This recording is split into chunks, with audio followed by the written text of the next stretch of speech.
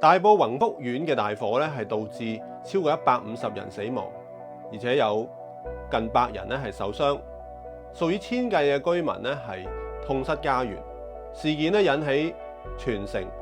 悲憤莫名，亦都咧導致好多外國嘅媒體啦、國際社會嘅關注。災難嘅發生可以話係意料之外，好自然引起各方嘅爭議。雖然政府到處撲火，但係都阻唔到悠悠眾口。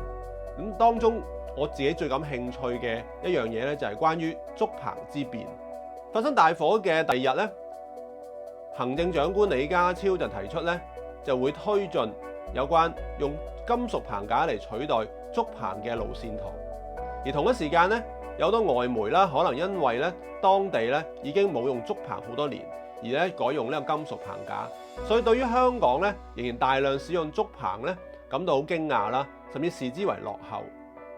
雖然係咁，但係咧香港咧馬上好多人咧跳出嚟咧係反駁嘅，好多人咧就力證咧竹棚咧並唔係今次大火嘅元兇，甚至咧提出咗好多嘅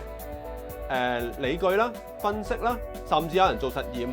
嚟去證明咧，即係竹棚咧雖然佢係可燃嘅，但並唔係一個易燃嘅物品，甚至有人認為咧竹棚係有助幫忙咧係防火嘅。呢啲講法咧，可能咧需要咧進一步嘅驗證，但係佢嘅價值就在於咧提出咗好多可能連專家都未講得清楚嘅問題。有少數嘅網民認為咧，急於為竹棚辯護咧，可能咧太過情緒化。我都同意啊，好多呢啲反應咧都係有一定嘅情緒嘅喺裏邊嘅。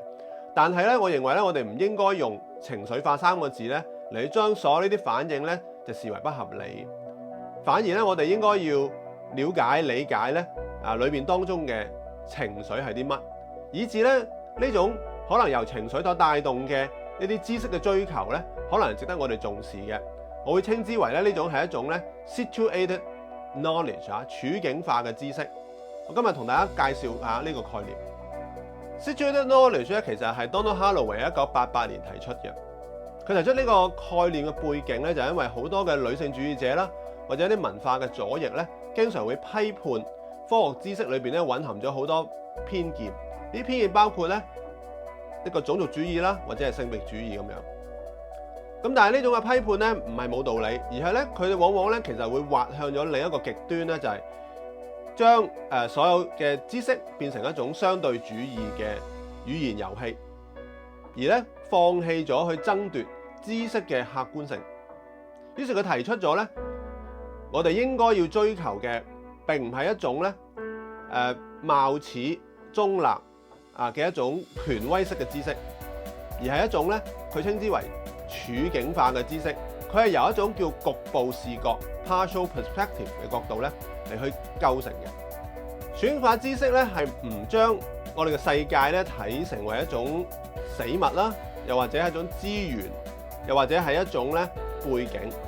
而相反咧睇成咧佢係一種能動體agent。呢種能動體咧其實係會令到我哋作為知識嘅生產者或者接收者咧，其實係進入一種嘅社會過程。呢個社會過程咧係我哋自我構成嘅一個好重要嘅部分。而呢個社會過程咧裏邊都涉及咗我哋人同其他者甚至物嘅關係。竹棚咧雖然係香港嘅建築技術同埋城市景觀一部分，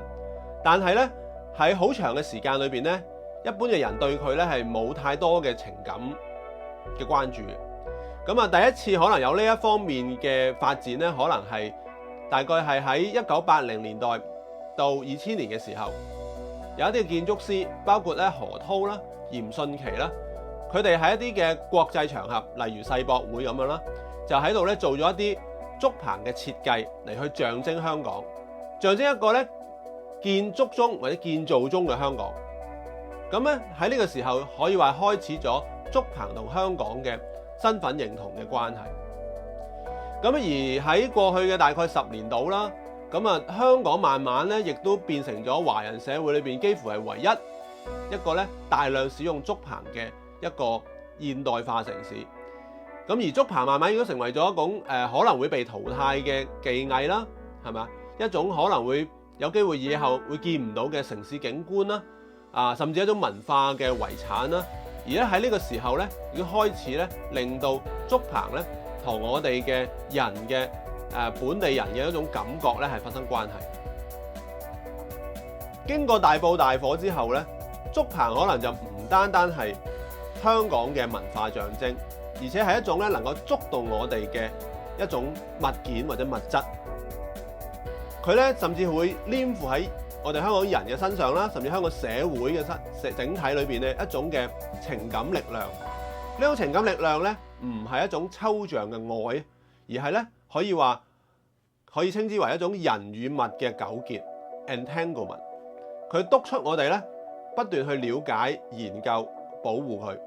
亦都從中咧我哋不斷去調整我哋同竹棚以至成個香港社會嘅關係。